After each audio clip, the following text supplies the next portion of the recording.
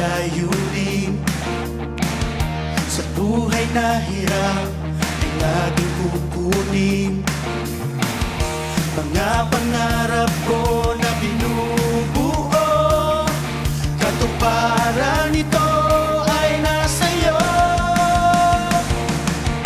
Ikaw lamang ang musika ng aking awit, ang nagbibigay himig sa aking tinig.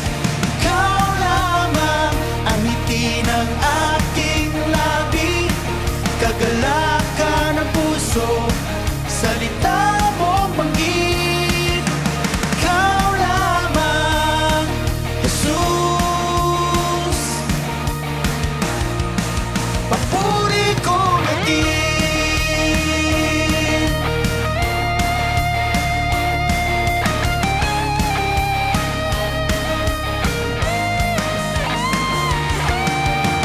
Di malilimutan ang mga pangako mo. Sa krus ng Kalbaryo, pinatawad mo ako. Ang sabi mo nga'y iwanan ang iyong kasalanan. At sa araw na ito, sa aking paraiso, kasama mo ako. Ikaw lamang ang musika ng aking awit, ang nagbibigay himig sa aking tinig. Ikaw lamang ang ngiti ng aking labi, kagalakan ng puso, salita mo banggit. Ikaw lamang, Jesus, papuri ko natin. O pupurihin ka namin sa umaga nito. Itaas natin ang pangalan ng ating Panginoon. Ikaw lamang ang musika ng aking awit, ang nagbibigay himig sa aking tinig. Ikaw lamang ang ngiti ng aking labi, kagalakan ng puso, salita mong banggit. Ikaw lamang, Jesus, papuri ko natin.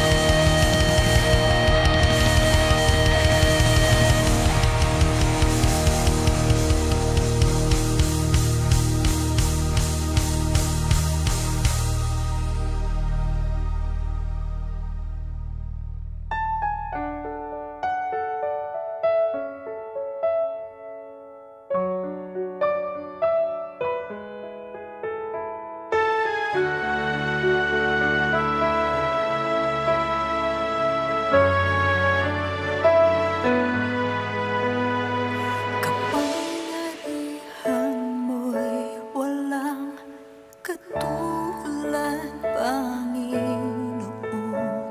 Paglingap mo'y walang hanggan sa amin. Ang buhay ay inalay mo upang kami ay matubos. Dugo mo ay nabuhos dahil sa aming kasalanan. Kung di dahil sa pag-ibig mo,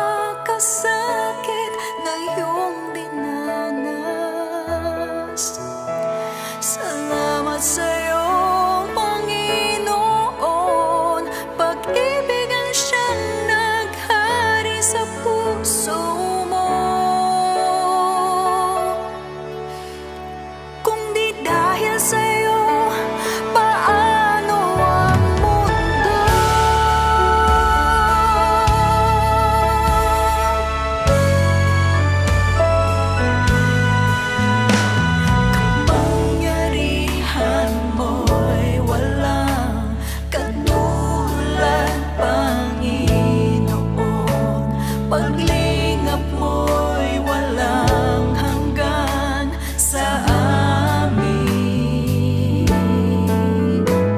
Ang buhay ay inalay mo upang kami ay matubos. Dugo mo ay nabuhos dahil sa aming kasalanan. Kung di dahil sa pag-ibig mo, walang maliligtas. Bawat patak ng iyong dugo, nalinis ang aming sala. Sa sugat at mga latay mong natamo,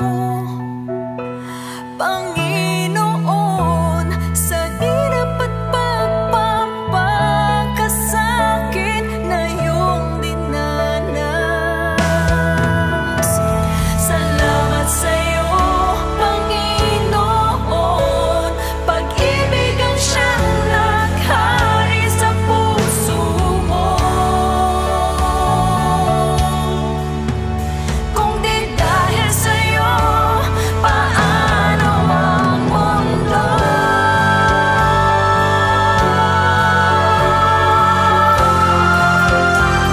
Salamat po, aming Panginoon. Salamat po, aming Panginoong Jesus.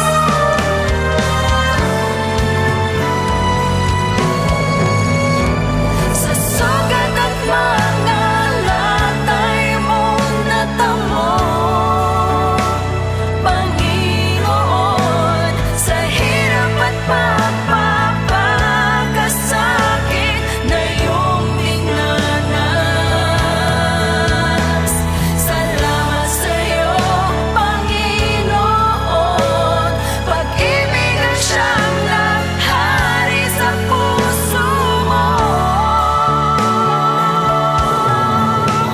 Kung di dahil sa'yo, paano ang mundo? Sa sagat at mga latay mong natamo, Panginoon, sa hirap at pagpapakasakit na iyong dinanas. Salamat sa'yo, Panginoon, pag-ibig ang siyang naghari sa puso.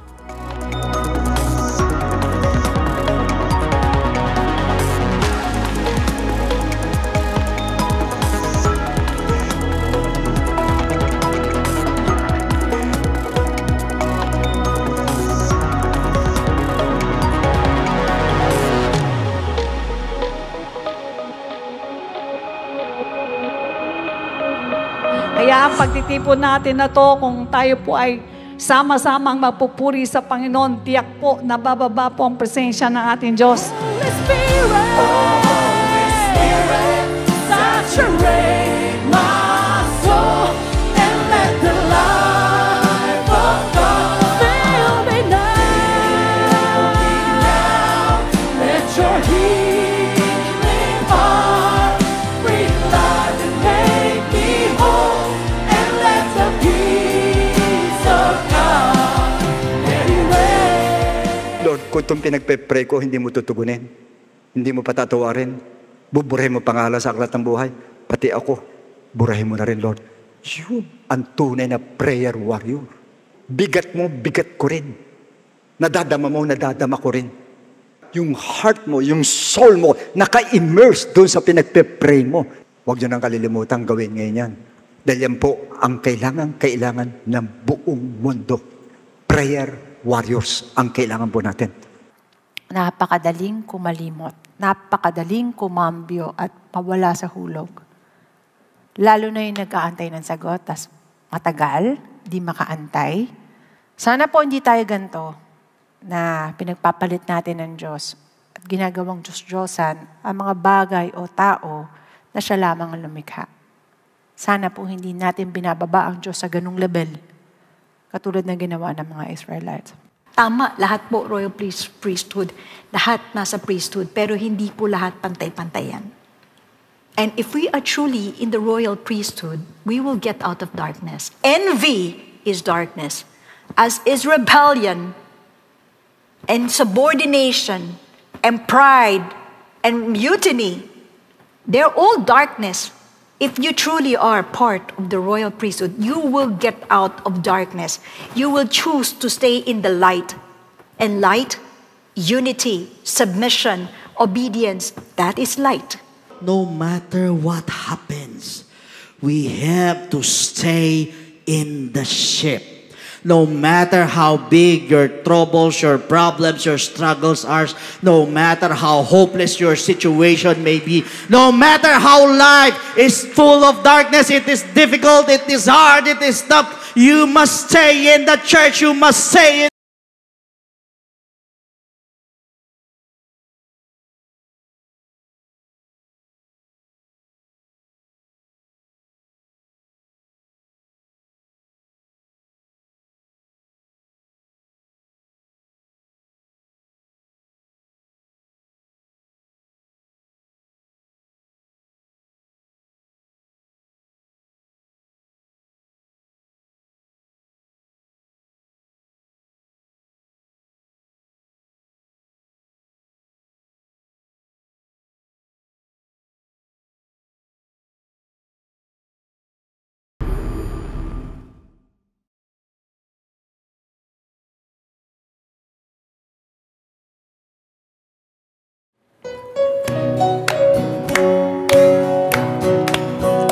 Give me oil in my lamp to keep me burning. Give me oil in my lamp, I pray.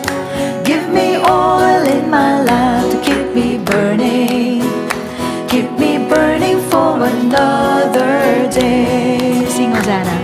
Sing Hosanna, sing Hosanna, sing Hosanna to the King of Kings.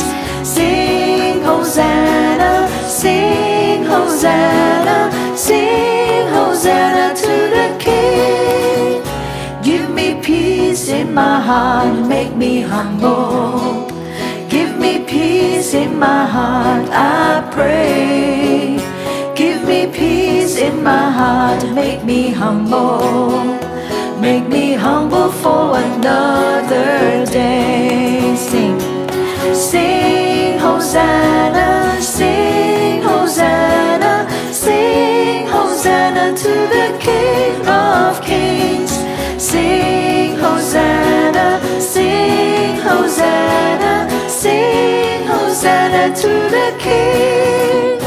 Give me joy in my life, make me happy. Give me joy in my life, I pray. Give me joy in my life, make me happy. Make me happy for another day. Sing Hosanna, sing Hosanna, sing Hosanna to the King of Kings. Sing Hosanna, sing Hosanna, sing Hosanna to the King. Sing, sing Hosanna, sing Hosanna, sing Hosanna to the King of Kings. Sing Hosanna, sing Hosanna, sing Hosanna to the King.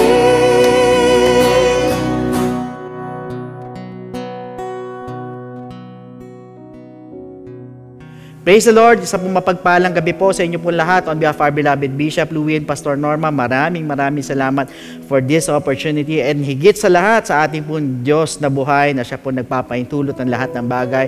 And hoping na tayo po ay nakakasunod sa GBS po natin, na nakakapag-take down notes po tayo. Dahil napaka-importante po yung bawat pag-aaral po natin. Ito po ay malaking tulong po sa ating po mga pang-araw-araw na buhay. So ngayong gabi, meron tayong bagong pag-aaralan. But before we proceed, tayo po muna yung manalangin sa ating Panginoon. Yuko natin ang ating mga ulo.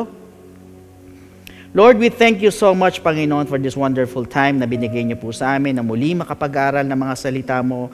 Patuloy, Panginoon, linisin mo aming mga puso at aming mga isipan. Ihanda mo po kami sa dakilang gawain na ito. You give us your wisdom, your knowledge, your understanding, Panginoon, na hayaan mo maintindihan namin ang lahat ng sasabihan mo, Panginoon, sa amin at buksan mo aming mga puso at isipan, Panginoon. Ilagay mo yung spirit of conviction sa bawat isa po sa amin, no Lord. At liyo mo rin kami sa spirit of error, Panginoon, at ikaw lamang po maitaas sa oras na ito. At hayaan mo, Panginoon God, ang Holy Spirit mo ang kumilo sa bawat isa po sa amin, Panginoon. Dalangin namin, Panginoon, na mag-i-era ng programang ito, basbasa mo rin, i-anoint mo rin. Ganyan din, Panginoon, na yung abang lingkod, Panginoon, na ikaw lamang po ang mapapurihan sa gabi pong ito. Dalangin ko yung mga kapatid ko na galing sa trabaho at malayong lugar ay umabot po sa aming pag-aaral. Salamat po. We claim the victory in our lives today. In Jesus' name, amen. So praise the Lord, brothers and sisters. Last week we have talked about binding the strong man. But for tonight, we have a new subject po as we are going to discuss about the havoc of unbelief. Yan naman po ang pag-uusapan natin ngayong gabi. So for your information, the word havoc, ito pong salita pong ito, means a situation in which nandoon po yung pong matinding distraction. Andun din po yung confusion or yung pong great disorder. So ibig sabihin, yung pong napakalaking pinsala or pagkawasak or kaguluhan na pwedeng idulot po ng unbelief. And tonight, I'm going to give you some of the havocs of it. Ano-ano po yan? Pag-aralan po natin isa-isa. The first havoc of unbelief is it invites divine rebuke. Yan po yung unang-una. Ang sabi po sa Matthew chapter 17 verse 17, Then Jesus answered and said, Oh, faithless and perverse generation, ang sabi ng Panginoon, how long shall I be with you? How long shall I bear with you? Bring him here to me. So imagine, mga kapatid, Jesus rebuked them as faithless and perverse generation, ang sabi ng Panginoon. Ang sabi niya, how long shall I bear with you? How long shall I suffer with you? Yun ang ibig sabihin ng ating Diyos sa buhay. So meaning, ganun po katinding disappointment ni Jesus Christ po sa mga disipulo. Why? Dahil po sa kabila na marami na po siyang naituro po sa kanila, nakita nila sa Kanya, pero hindi pa rin po nila napagaling yung pong merong karamdaman. Dahil po saan? Sa kawalan po ng pananampalataya. Kaya nga po, sabi po ng Bible sa Hebrews chapter 11 verse 6, But without faith, ulitin ko, but without faith, it is impossible to please Him. Ulitin ko, but without faith, it is impossible to please Him.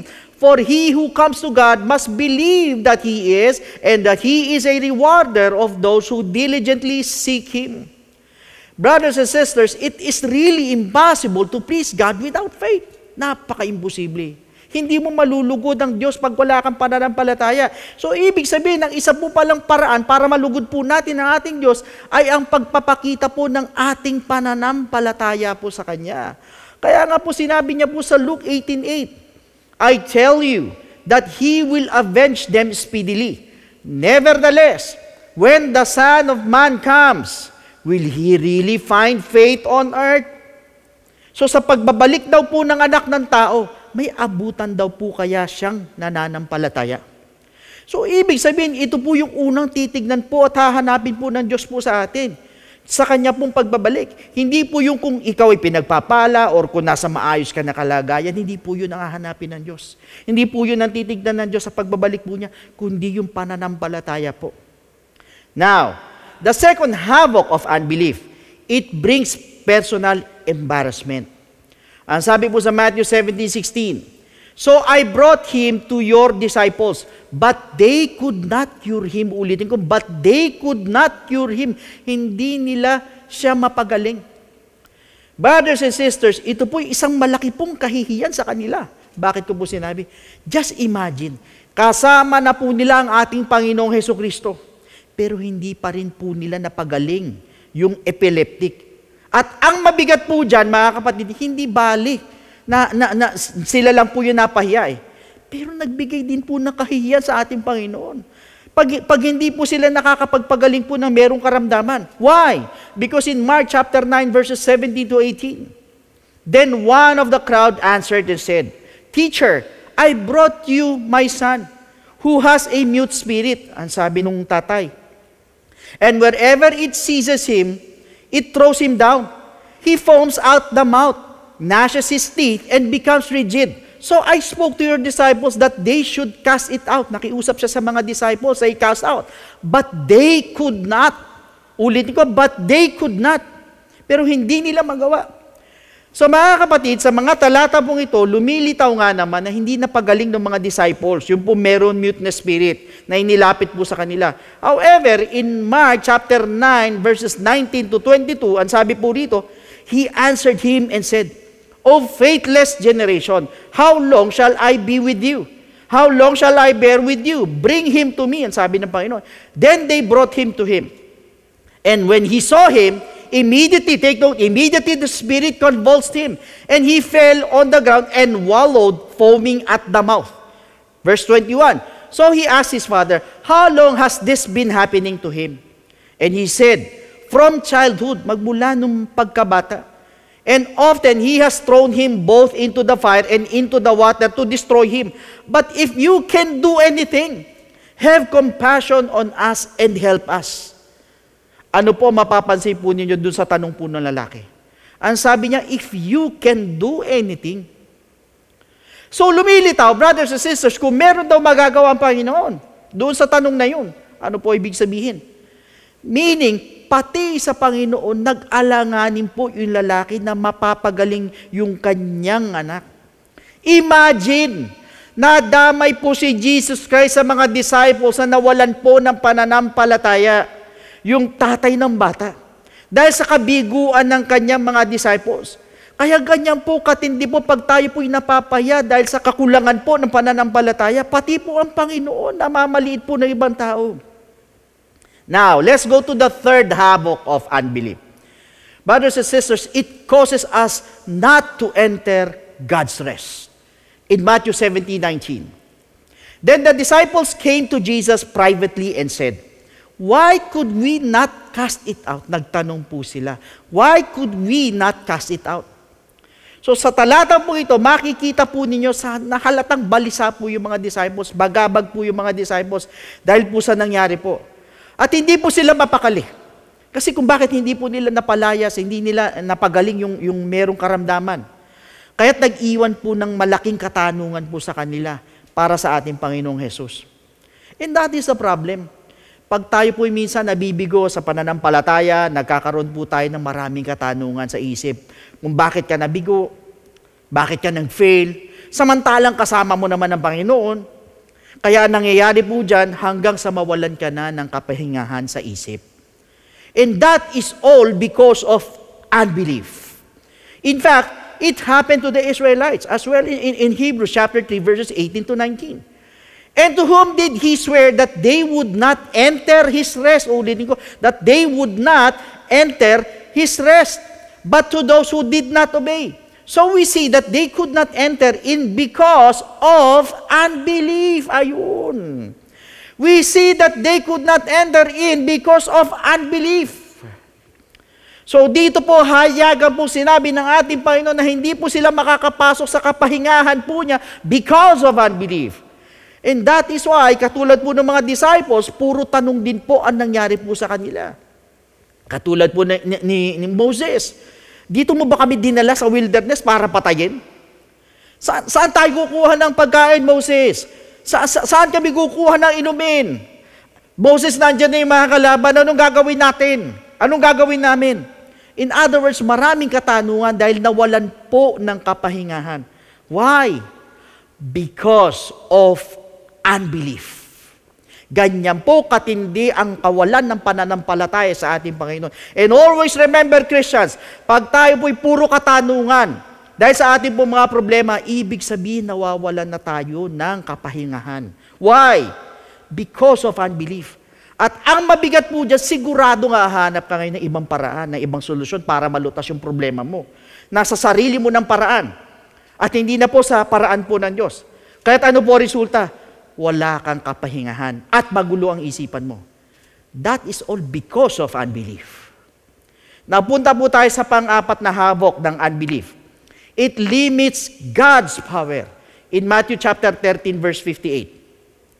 Now he did not do many mighty works there because of their unbelief. Dito po sa talata mo ito, makikita natin kung paano nililimitahan ng power o nalimitahan ng power ng Diyos. Dahil lang po sa kawalan po ng paniniwala at pananampalataya. And most of all, mahirap pong talunin ang pwersa po ni Satanas pag meron tayong unbelief. Katulad po na nangyari po sa mga disciples. And not only that, ang kawalan po ng paniniwala o pananampalataya ay magiging sanhi po yan para hindi po tayo makatanggap ng kahit ano sa Diyos. Kaya nga sinabi po sa James chapter 1 verse 6, but let him ask in faith, ulit ko, but let him ask in faith, with no doubting, nang wala daw pagdududa. For he who doubts is like a wave of the sea driven and tossed by the wind. So dito po, malinaw po na sinasabi po sa atin ni Jace na ang pagdududa or nagdududa daw pag humihingi po sa Diyos ay para kang alon sa dagat na sinisiklot po ng hangin na kung saan ka nalang dalhin, doon ka nalang tutungo. So ibig sabihin, wala kang direksyon. Huwag mo raw isipin na meron kang matatanggap sa Diyos. Take note ng kahit ano. So we are talking about doubt pa lang. Pagdududa pa lang ang pinag-uusapan dito. Wala ka na matatanggap na kahit ano pag nagduda ka or pagdududa pa lang. How much more is unbelief? Paano kung unbelief pa? Kaya nga po, that is why the fifth havoc of unbelief is it will invite divine punishment. Brothers and sisters, kung babasahin po natin yung Luke chapter 1, dito po dumating po yung angel ng ating Panginoon na sinabi po kay Zacarias na dininig po ng Diyos yung kanya pong panalangin at sila po'y magkakanak po ni Elizabeth, yung kanya pong asawang baog, take note. At sinabi kung ano po maganda mangyayari po sa kanya magiging anak. But then, in Luke chapter 1 verse 18, and Zacarias said to the angel, how shall I know this? For I am an old man, matanda na ako, and my wife is well advanced in years. So dito po, ang tanong po ni Zacarias, paano mangyayari ito samantalang matanda na ako, gayon din yung kanyang asawa, at baog pa nga. So ibig sabihin, ito po'y senyales ng unbelief. Sinagot naman po siya ng angel in Luke chapter 1 verse 19. And the angel answered and said to him, sagot yung anghel, I am Gabriel, who stands in the presence of God, and was sent to speak to you and bring you these glad tidings. So meaning, tumayo pong witness yung pong angel sa harapan po ni Zacarias. Na siya po ay nasa presensya ng Diyos, yun ang sabi ni angel. At sinugo siya ng ating Panginoon para sabihin po sa kanya ang mabuting balita. However, in Luke chapter 1 verse 20, but behold, you will be mute and not able to speak until the day these things take place. Ulitin ko, you will be mute and not able to speak until the day these things take place.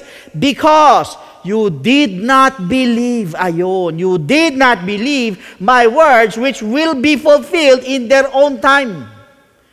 So, ibig sabihin ng dahil po sa kanyang unbelief, hindi siya naniwala, ay pinarusahan po siya ng Diyos. Na hindi siya makakapagsalita hanggat hindi nangyayari sa kanya yung sinabi sa kanya kay Zacarias. Imagine, napipi ka, hindi ka nakapagsalita hanggat hindi nangyayari yung sinabi sa iyo ng angel. Dahil sa kawalan po ng paniniwala at pananampalataya, ay hindi lang po natin alam mga kapatid na madalas po dumadanas po tayo ng kapighatian sa physical, minsan sa financial, maging sa spiritual man, nang dahil din po sa kawalan po ng pananampalataya sa kanya pong mga salita. Hindi natin namamalayan yan, ganun din tayo. At ang mabigat po sa lahat, sinabi po mismo ng Bible na anyone who has unbelief, mainly unbelievers, will be cast out to hell. In Revelation chapter 21 verse 8.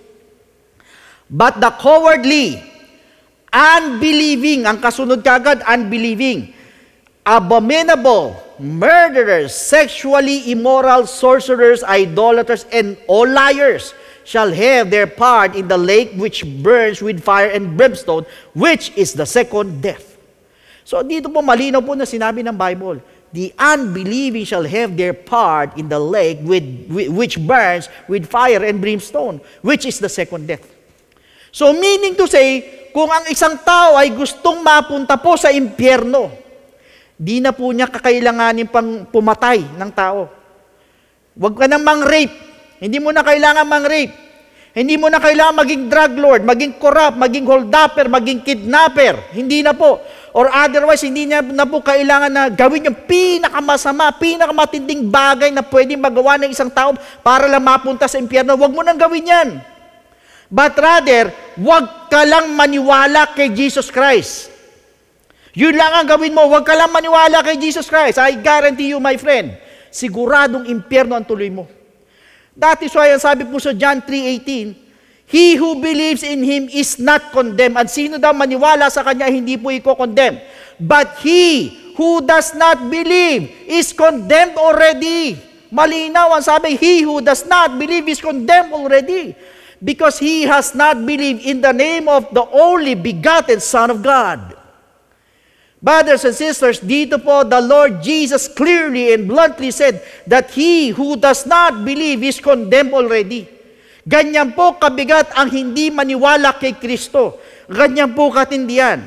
That is the sad truth of not believing in Jesus Christ. Now, meanwhile, brothers and sisters, what are the causes of unbelief? May mga dahilan niya, mga kapatid, na kailangan po natin malaman. First, because of human reasoning. Isa po yan sa dahilan in Matthew chapter 16 verses 6 to 7. Then Jesus said to them, take heed and beware of the leaven of the Pharisees and the Sadducees. Verse 7. And they reasoned, ulitin ko, and they reasoned among themselves, ayun, saying, it is because we have taken no bread. Brothers and sisters, pag sinabi po natin human reasoning, it explains God's ways and spiritual things that are based, take note, on reason. Base sa reasoning, sa human knowledge, or sa human thinking. At ang natural man po could not explain it. Could not explain it right or spiritually kasi nga po, wala po siyang spiritual understanding. Kasi po, ang sabi po sa 1 Corinthians chapter 2 verses 12 to 14, let's read it. Now we have received not the spirit of the world, but the Spirit who is from God, that we might know the things that have been freely given to us by God. Verse 13, these things we also speak, not in words which man's wisdom teaches. Ulitin, not in words, hindi daw sa salita ng tao or man's wisdom teaches, but which the Holy Spirit teaches, comparing spiritual things with spiritual. But the natural man, take note, but the natural man does not receive the things of the Spirit of God, for they are foolishness to him, nor can he know them, because they are spiritually discerned. Ibig sabihin, ganyan po ang human reasoning. Kaya po, isa po ito sa nagiging dahilan para hindi maniwala ang tao sa Diyos. Now, second na dahilan po, yung pong feeling or senses na tinatawag in 2 Corinthians chapter 5, verse 7. For we walk by faith and not by sight. Brothers and sisters, since we are governed by our senses, ay iba po mga tao, they use their feeling para i-gauge po yung po mga spiritual matters. However, I just want you to know na ang mga spiritual things po are gauged not by feeling. Hindi po sa pamamagitan po ng nararamdaman mo, not by feeling, but by faith. Sa pamamagitan po ng pananampalataya para mag-gauge mo ang spiritual na matters. Which is the opposite of feelings po yan. Magkaiba po yung dalawang yan. For example, sa existence of God. Hindi mo ito mapapatunayan physically. Why? For no one has seen God. Ang assurance lang po natin na meron pong Diyos ay sa pamamagitan po ng ating po pananampalataya. Why? Because in Hebrews chapter 11 verse 1, now faith is the substance of things hoped for, the evidence of things not seen. Ibig sabihin, ang pananampalataya may ebidensya kahit hindi mo nakikita. So sa pamamagitan ng pananampalataya, malalaman mo at mapapatunayan mo that God exists kahit hindi mo siya nakikita. Now third, because of undermining God's ability. In John chapter 6 verse 5, then Jesus lifted up his eyes, and seeing a great multitude coming toward him, he said to Philip, where shall we buy bread? Ang sabi ng Panginoon, that these may eat. So dito po sa talatang ito, the Lord Jesus asked, saan tayo bibili ng tinapay para makain po nila? Then in verse 6, of John chapter 6. But this he said to test him. Take note. But this he said to test him. For he himself knew what he would do. So brothers and sisters, hindi po nila alam na sila po'y sinusubukan po ng Diyos. Pero alam na po niya kung ano po ang gagawin po niya. Then in verse 7 and verse 8, Philip answered him, 200 denarii worth of bread is not sufficient for them. Hindi kasya to 200 na denarii para sa mga taong ito. Hindi kasya. That every one of them may have a little para makakain or magkaroon man ng konti yung lahat ng sa kanila. Then in verse 8, one of his disciples, Andrew, Simon Peter's brother, said to him, dito natin makikita na kung ano po yung nasa isip po ng mga disciples. Unang-una mga kapatid, na nasa isip po nila yung pong kakulangan po ng pera para bumili po ng pagkain para doon sa mga tao. Second, yung pong kakulangan ng 5 tinapay at 2 pong isda sa libu-libong tao nakakain. Yan po ang nasa isip nila. So ibig sabihin, wala po sa isip nila, ni sa hinagap po nila na kayang pakainin ng ating Panginoong Hesukristo ang mga taong pong yun. At wala din po sa isip nila na ang kakayanan po ng ating Panginoong Hesus pagdating po sa miracle, na madalas po mangyari po sa ating pag mayroong mabibigat na karamdaman. Brothers and sisters, naiisip mo ba na ng kakayanan ng ating Diyos na magpagaling ng kahit gaano kabigat na klase na karamdaman? Or pag meron kang problema sa finances, naiisip mo ba yung kakayanan ng ating Diyos na pwedeng isupply sa'yo gaano man ang kalaki ang pangangailangan mo? What about if you have an emotional problem? Naiisip mo ba yung kakayanan ng ating Panginoong Hesukristo na ayusin gaano man kalaki ang conflict sa relasyon mo sa mahal mo sa buhay? Naiisip mo ba yun?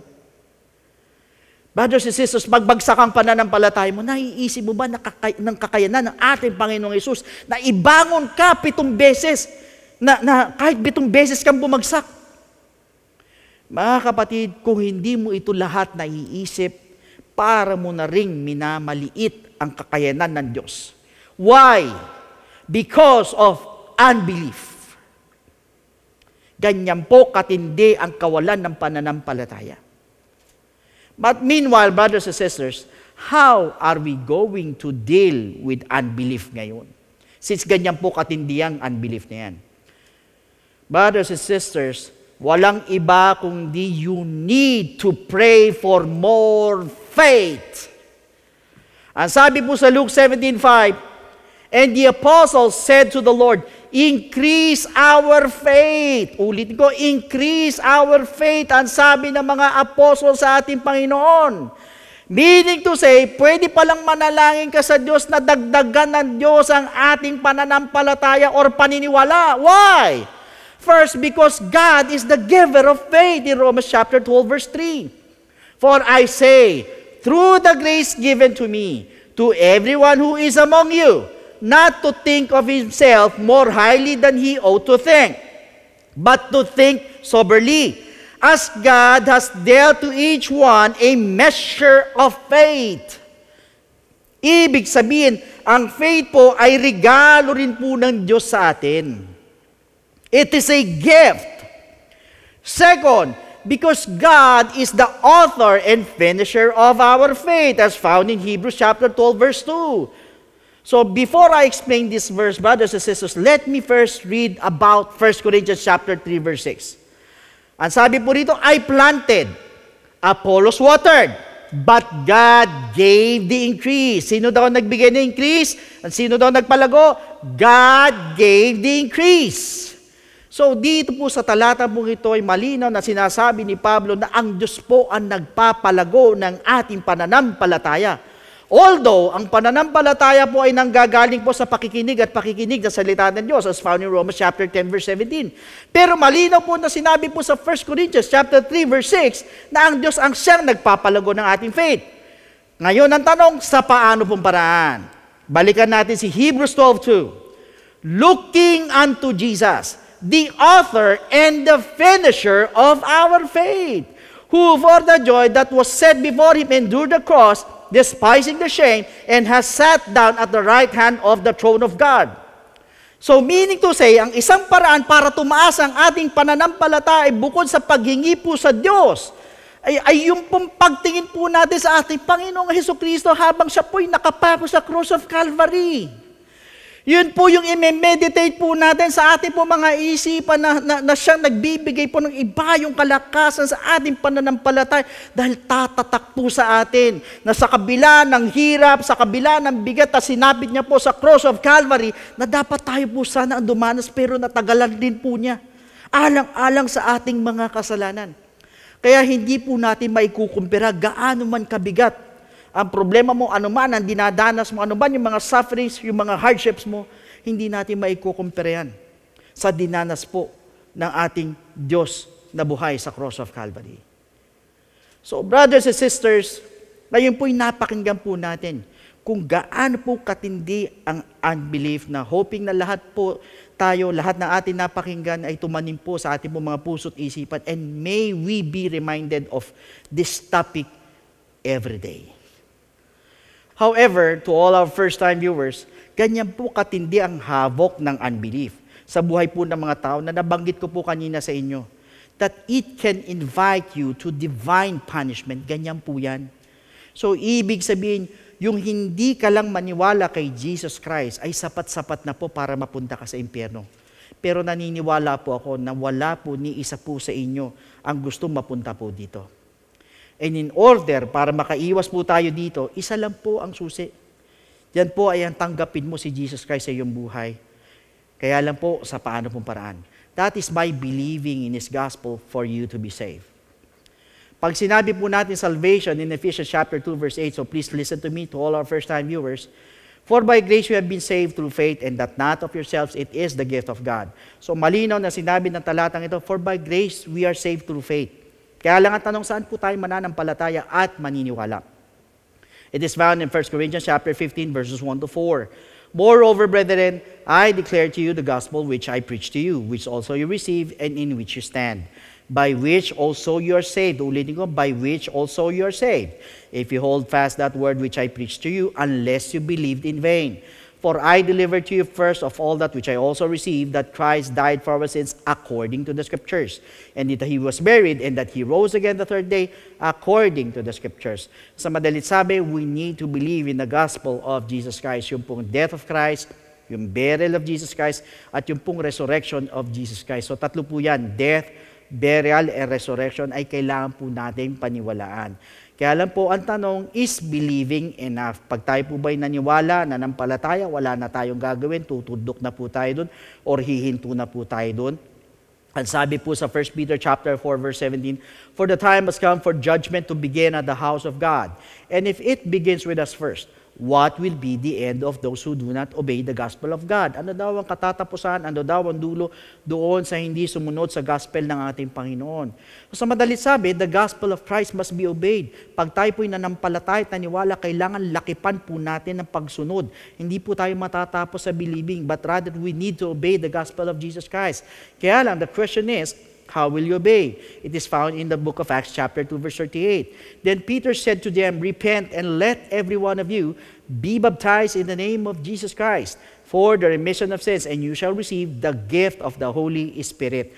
Now, first is repentance. Tayo po'y magsisisi po ng ating mga kasalanan. We are going to confess our sins. We're going to ask for forgiveness. Hingi tayo ng tawad sa ating Panginoon na naniniwala po ako, kahit gaano kalaki, kahit gaano kadami, inagawa mong pagkakamali, pagkukulang, kahit gaano kabigat yan, for as long as andun yung genuine repentance sa ating mga puso, the Lord is willing and able to forgive your sins. At dyan din po papasok yung pong death to sin. So yan po yung unang-unang step, we need to repent. Second, we need to be baptized in the name of Jesus Christ. So tayo naman po'y babautismo sa tubig. So ilulubog po tayo sa tubig in the name of Jesus Christ po yan. At ang sabi po sa Romans chapter 6 verse 4, therefore, we were buried with Him through baptism into death. Ulitin ko, therefore, we were buried with Him through baptism into death, that just as Christ was raised from the dead by the glory of the Father, even so we also should walk in newness of life. So madali sabi, we need to be baptized in the name of Jesus Christ. Bakit po? Kasi po para bagang inililibing naman po natin ang ating po mga kasalanan, kasabay naman po ng paglilibing kay Kristo. So yan po yung pangalawang step. We need to be baptized in the name of Jesus Christ. And the third step is we need to receive the gift of the Holy Spirit. Diyan naman po papasok yung ating pong transformation, yung ating pong regeneration. Sa madalit sabi, tayo mababago na po as found in Romans chapter 8 verse 11, ganyan po sa Titus chapter 3 verse 5. In fact, once we receive the gift of the Holy Spirit, we're also receiving power. Aminin nyo man hindi sa lahat ng mga first-time viewers, lahat tayo may kahinaan. Ang hirap baguhin sa ating pong mga sarili, ang hirap mapagtagumpayan, ang hirap i-overcome. But you know what? Once you have the gift of the Holy Spirit or yung Holy Spirit mismo, natanggap po natin yan, yan po yung tutulong po sa atin to overcome all our weaknesses. At yan din po ang magpapaalala po sa atin para makasunod po sa kalooban ng ating Panginoon. So take note, ito pong tatlong bagay na ito ay kailangan maganap po sa atin. Unang-una, we need to repent. Second, we need to be baptized in the name of Jesus Christ. And third, we need to receive the gift of the Holy Spirit. And that is what we call the good news. And that is the gospel of Jesus Christ. So at this moment, sa lahat po ng mga first-time viewers, pwede po ba na may I request na itaas po ninyo yung dalawang kamay bilang tanda ng pagsuko sa ating Panginoon. At yuko po ninyo yung mga ulo. And please repeat after me with this prayer na nandoon buong puso na tayo po nagsisisi po sa ating po mga kasalanan sa ating Panginoon. So sumunod lang po kayo sa akin. Panginoong Jesus, lumalapit po ako sa iyo bilang isang makasalanan. Patawarin mo po ako sa lahat ng aking mga pagkakamali at pagkukulang. Sa oras na ito, tinatanggap po kita bilang sariling tagapagligtas at tinatanggap po kita bilang Diyos ng aking buhay. Naniniwala po ako na ikaw ay namatay, ikaw ay nilibing, at sa ikatlong araw ay nabuhay na magmuli. Tulungan mo po ako makapagsimula ng bagong buhay at idagdag mo po ako sa iyong kaharian. Maraming salamat po. Sa pangalan ni Jesus. Amen. Yan po yung first step. Para sa pangalawang step po, to those who are interested, magpabaptize. Andyan po yung telephone numbers po natin. Sa baba po ng screens po ninyo, pwede po kayong tumawag dyan para makapagpa-schedule po tayo ng water baptism. Or otherwise, pwede po kayo mag-message po sa ating pong FB page. Iwan lang kayo ng mensahe para masagot po namin to give you further instructions. So meanwhile, tayo po yung manalangin bilang pagtatapos po. Muli yuko natin ang ating mong mga ulo. Lord, we thank you so much, Panginoon, sa mga salita mo. Ngayon po, pinakita mo po sa amin kung gaano po katindi ang kawalan po ng paniniwala po sa iyo, Panginoon. Patuloy, O Diyos, hayaan mo habang kami tumatagal, mas lalo, Panginoon, O God, na umigting, Panginoon, ang aming mga pananampalataya sa iyo, ang aming paniniwala sa iyo, Panginoon, hanggang sa abutan mo kami, Panginoon, na nandoon, Panginoon, na buong puso, buong tapat na kami nananampalataya sa iyo. Dahil ito po ang unang-una mong hahanapin, Panginoon. Lord, ikaw na po ang bahala sa amin. Dalayan ko that you cover us with your blood every day, Panginoon. Iiwas mo kami sa anumang mga gawa ng kaaway, gawa ni Satanas sa mga deception, Panginoon, para kami, Panginoon, O God, ay manakaw or masilat sa iyong mga kamay, Panginoon. Lord, continue to bless each and every one of us, and we look forward sa susunod na linggo sa panibagong topic na ituturo mo po sa amin. Salamat po. All these things we ask in your most precious and wonderful name, in the name of Jesus. Amen. So once again, brothers and sisters, God bless every one of you, and to God be all the glory.